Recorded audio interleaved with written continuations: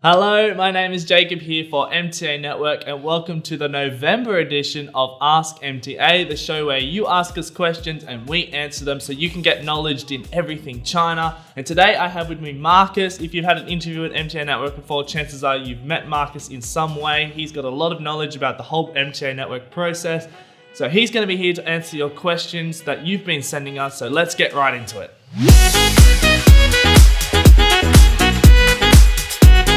Starting us off with our first question comes from Marie from France, and who asks us, the offers you proposed to me, can you tell me a bit more about the companies? Are they Chinese companies, international companies, big or small companies?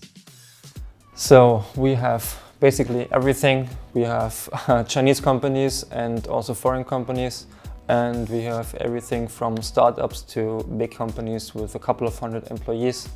So if you have any preference, you can let me know in advance and then I can try to find something you're really interested in. All right, next question comes from Declan from the United States, who asks, do all of your packages include Chinese classes?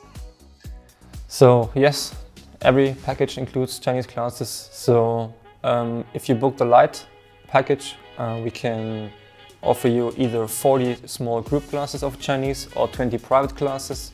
And if you book the advanced package, you will have 16 Chinese classes per month.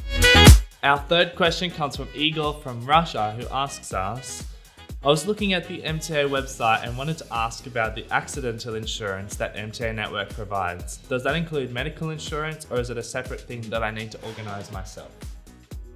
So we always cover accidental insurance, but we cannot provide medical insurance due to the short duration of stay. So this is something we recommend everybody to buy before coming to China to be fully covered.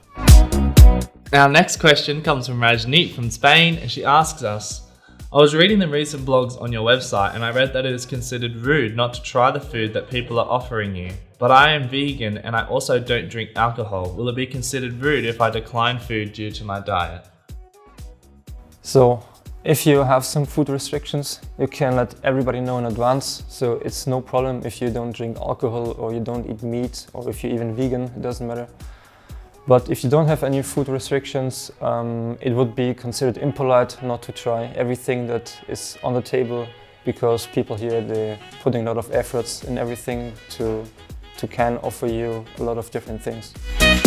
Next question is from Hendrik from Germany, and he asks us, is it possible that I can write my thesis while doing my internship?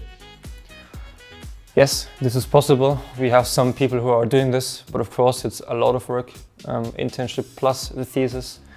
But it is possible and you should let us know in advance so we can talk with the company if it's okay for them, if they can provide some topics, and then it should be no problem.